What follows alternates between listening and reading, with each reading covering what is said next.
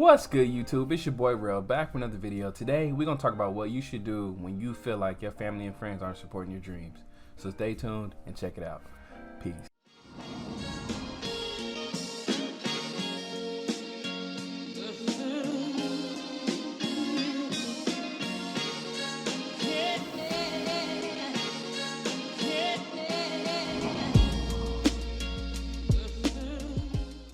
So I know I said that I was going to drop part 2 on how to turn your side hustle into a business, but today this topic is near and dear to my heart, man. I was looking back on some of my older videos from my past YouTube channels, and I realized like my view on this has changed so much. So I wanted to give an update.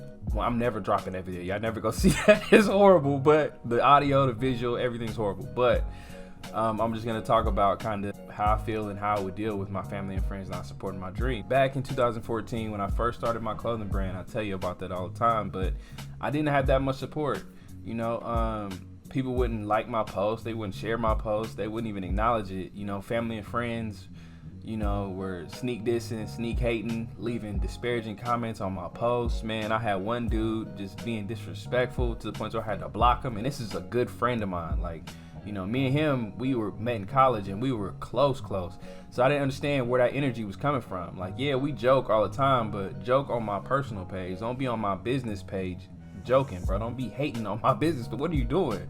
You know what I mean? So, and even then, like when he saw somebody wearing one of my shirts or something, he would go on they post and sneak diss and sneak hate. And I just didn't understand. Like, I was like, damn, dog, like, you can't cop a $40 hoodie? At that point, all my shit was cheap. I'm talking about, like, I didn't know my value yet, so all my hoodies and t-shirts were really cheap. But to me, it was just like, I didn't understand where that energy was coming from. You know what I mean? And my family members, one of them started a clothing brand around the same time I did. I didn't really know they did. I was just so focused on what I was doing that I didn't really see what they were doing. But they saw me as competition. So what they would do was they would, you know, report my posts. They would hate on my posts, tell family members and friends not to support me. They would sneak diss me behind my back, you know, and these people were really close to me, you know what I mean? And I didn't understand where this was coming from. I didn't understand why, you know what I mean? So what I would do was, back then I was just cutting them off.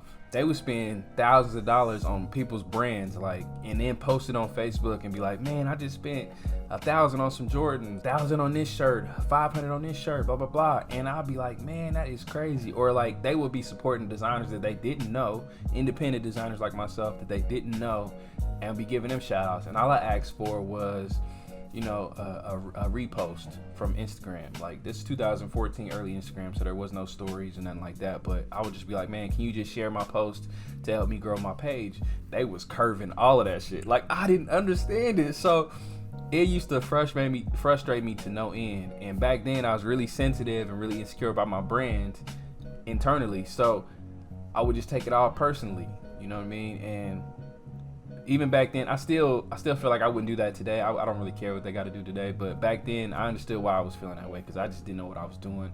I didn't know what to expect. And I was just trying to figure everything out just like everybody else. And for them not to support me and to hate on me, it hurt my soul. What I would do today to change how I viewed that, I had to change the way I was thinking. Back then, when you left me a corny comment, you did some sneak dissing shit, some hating ass shit, I'm blocking you off rip. Back then, I didn't play no games. Like, you blocked, you out of here. And back then, I felt like I had to. But now, I wouldn't do that. Like, now, I would let you watch me grow. I'm going to let you watch me evolve, because I got confidence in my vision. I know where I'm going. I know how I'm going to get there. You know what I mean? I know how to do everything that I want to do. So I don't really need you. I realized that there's billions of people on the planet. And if I could just tap into about 10,000 of those people and sell them a $30 t-shirt, that's $300K at the end of the year before taxes. So to me, I don't need your hating ass. I don't need you. You're a hater. I don't need you. So fuck you. You gonna watch me grow. I'm gonna delete your comment. I'm not leaving that on my business page. Fuck that. I'm leaving all positive on my comment, you know what I mean, on my comment section, like all the love. But if you just on there hating for no reason, or you just doing some snake shit, you cut off. I'm not gonna block you, but you're not gonna be allowed to comment on my post. Either you gonna block yourself, or you gonna end up supporting. it's only two options for you at that point. You know, I realized that they either gonna support or they gonna block me back. So I just keep working on my vision, keep designing dope shit, and keep focusing on my growth and my own, you know, my own vision for the company, man. That's the only thing I can do. That's my only defense. And I know it'll pay off soon. And that's some real talk. What I learned in that time was that it was all supposed to happen. I was supposed to get hated on by family members and friends because a part of me needed to learn how to be independent. You know what I mean? When I first started the business, I reached out to people, you know, my closest friends, and was like, man, you want to go into this business with me? You want to, you know what I mean? You know, we always talked about going into business together. So I'm asking them, hey, you know what I mean? You want to do this together? And that's because I was insecure. I didn't think I could do it by myself. Quickly, they were like, nah, I don't want to take that risk. I don't want to do that. They was all just talking, you know what I mean? It's always conversation with them, but they never had actions following up, you know what I mean, actually doing something. So when I reached out to them and asked them, they was like, no. So that part of me needed to heal. That part of me needed to learn that I can do this on my own. I don't need you. Like I'm my own man. I've always been my own person, my own man. I've always made my own decisions. So why would I then need them to help me build a business? One, they not gonna hustle like I'm gonna do. They're not gonna be obsessed like I am. They don't care about the growth, you know what I mean? And they gonna spend their money on some bullshit. You know what I mean? When the business needs the money, you gotta give the business the money. A lot of people don't live that way. A lot of people gonna go out and buy their new J's. They're gonna spend $1,000 on a PS5 resale. You know what I mean? Like they're not gonna make the same investments as I do or sacrifice like I would. So that's what I needed to learn at that time. As I said earlier, I was insecure about, you know, business and stuff like that. So I used to ask for people's opinion, like, what do you think about this? You know what I mean? Or what would you do in this position if you had a clothing brand? And they gave me some horrific ideas.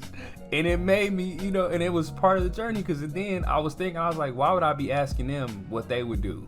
So then it made me ask myself, why am I asking outside sources for an opinion? Why am I asking people who've never taken a risk, never failed at anything? They're afraid to fail, so they won't even try. Why am I asking them for opinions on anything? Their opinion doesn't matter. Like, I realized that the people's opinions that matters are the people who've tried something, people who've gone out and failed and kept going. You know what I mean? Like, it's easy to sit in the crowd and be like, oh man, if I was Michael Jordan, I would have faded to the right, not the left. Or if I'm LeBron, I would have made this pass, not that pass. But you're not. You're not LeBron, you're not Jordan. You know what I mean? You just watching the game. They in the game. So why are you know what I mean, commentating? And that's all I was doing. So I realized, like, it was my fault.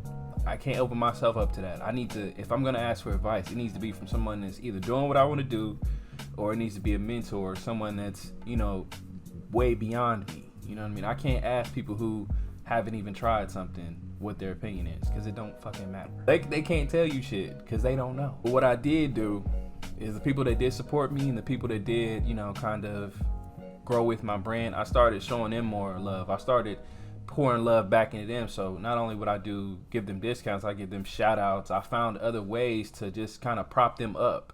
And as I propped them up, the people who were hating started seeing how I was showing love to my supporters, my true people, and they started supporting. And it's ironic how that works out. You know what I mean? Like, as my brand grew, and as I started getting celebrities and NBA players interested in wearing my stuff, and I had YouTubers wearing it, you know, shout out to Kevin Edwards Jr.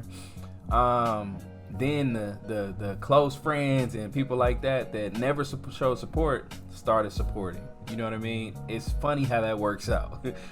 So you just gotta stay the course at that point. I always look at it like this, man. It's always love, even when it ain't love. You feel me? It's always love on my end. I can't control what you got going on, what you doing. I just can only control what I got going on. My advice to anybody going through this, man, stay positive and keep going. It's easy to get frustrated. It's easy to get mad, depressed, all that stuff. This journey is yours and yours only. There's something for you to learn here. There's something for you to take with you on your next step. It's not gonna be easy. It's not gonna be easy, and not everyone will see how hard you've had it or what you've gone through, and most of them won't even care because they're dealing with their own shit, to be honest. And that's cool, but just keep doing what makes your soul happy, what makes you happy, what makes you feel complete. Keep doing you. I promise you it pays off in the end. You just gotta stay the course, stay positive, and whatever you're creating, Keep it near and dear to your heart. Don't let nobody come in and ruin that. Don't let nobody come in and try to stop you. The only person that can truly stop you is you. Leave that other shit outside. It don't matter, I promise you. So embrace everything with love and just do your best.